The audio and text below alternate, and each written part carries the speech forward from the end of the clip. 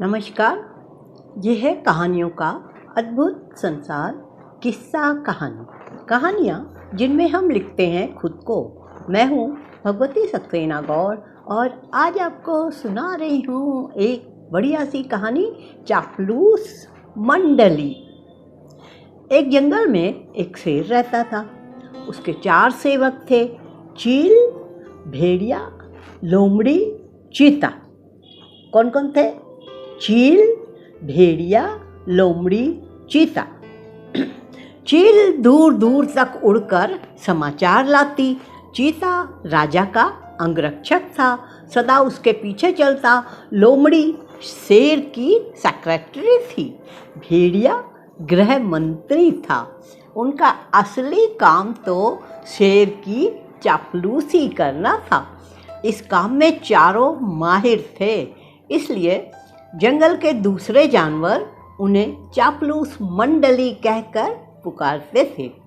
शेर शिकार करता, जितना खा सकता वो खाकर बाकी अपने सेवकों के लिए छोड़ जाया करता था। उससे मजे से चारों का पेट भर जाता था। एक दिन चील ने आकर चापलूस मंडली को सूचना दी, भाइयों, सड़क के किनारे एक ऊंट बैठा है। भेड़िया चौंका, ऊंट किसी काफिले से बिछुड़ गया होगा।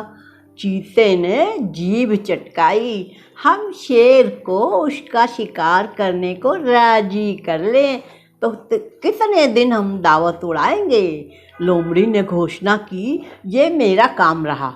लोमड़ी शेर राजा के पास गई, अपनी जुबान में मिठास घोलकर बोली, महाराज, दूत ने खबर दी है कि एक ऊंट सड़क किनारे बैठा है।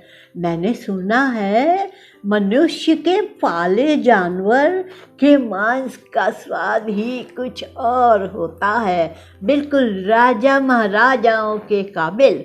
आप आज्ञा दें तो मैं शिकार का ऐलान कर दूं।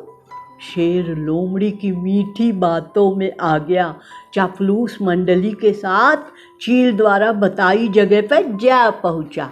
वहां एक कमजोर सा ऊंट सड़क किनारे निढाल बैठा था। उसकी आंखें पीली पड़ चुकी थी। उसकी हालत देखकर शेर ने पूछा, क्यों भाई, तुम्हारी ये हालत कैसे हुई? ऊंट कराहता हुआ बोला, हे जंगल के राजा, आपको नहीं पता इंसान कितना निर्दयी होता है। मैं एक ऊँटों के काफिले में एक व्यापार का माल ढो रहा था। रास्ते में मैं बीमार पड़ गया, माल ढोने लायक नहीं था। उसने मुझे यहाँ मरने के लिए छोड़ दिया।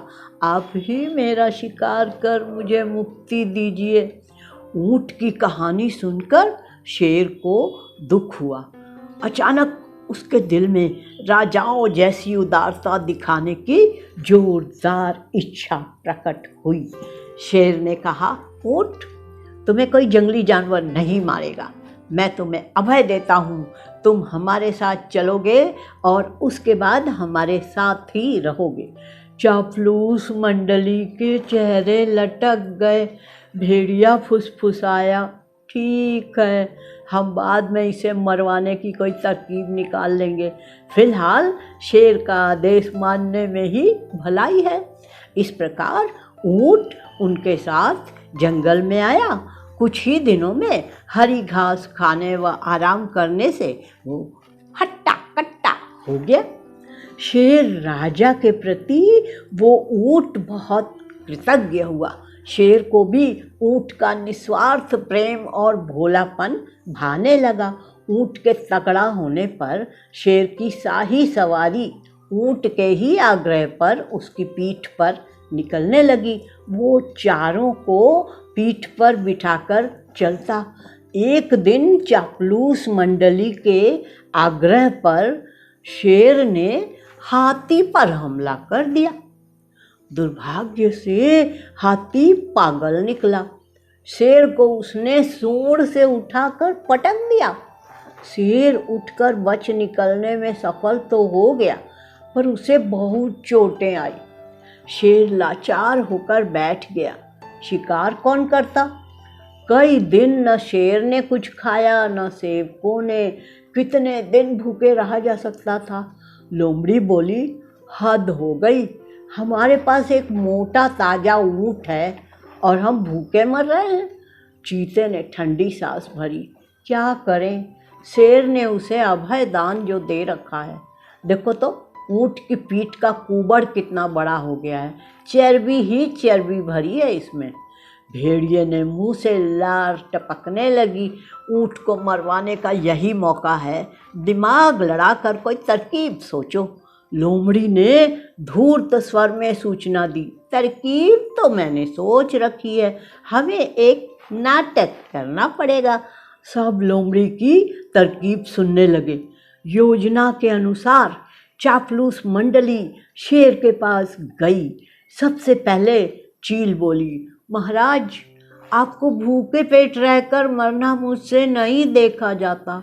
आप मुझे खाकर अपनी भूख मिटाइए। लोमड़ी ने उसे धक्का दिया। चल हट, तेरा मांस तो महाराज के दांतों में फंसकर रह जाएगा। महाराज, आप मुझे खाइए। भेड़िया बीच में कूदा। तेरे शरीर में बालों के सिवा है ही क्या? महाराज, मुझे अपना भोजन बनाएंगे। अब चीते की बारी थी। वो बोला, नहीं, भेड़िए का मांस खाने लायक नहीं होता। मालिक, आप मुझे खाकर अपनी भूख शांत करिए। चापलूस मंडली का नाटक बहुत बढ़िया था। अब ऊँट को तो कहना ही पड़ा, नहीं महाराज, आप मुझे मारकर खा जाइए। मेरा तो जीवन ही आपका दान दिया हुआ है। मेरे रहते आप भूखों मरे, ये नहीं होगा। सभी एक स्वर में बोले, यही ठीक रहेगा महाराज। अब तो ऊँट खुद ही कह रहा है। चीता बोला, महाराज, आपको संकोच हो तो हम इसे मार दें। चीता व भेड़िया एक साथ ऊँट पर टूट पड़े और ऊँट मारा गया। सीख, चापलूसों की दोस्ती हमेशा खतरनाक होती है। बस ये कहानी इतनी ही।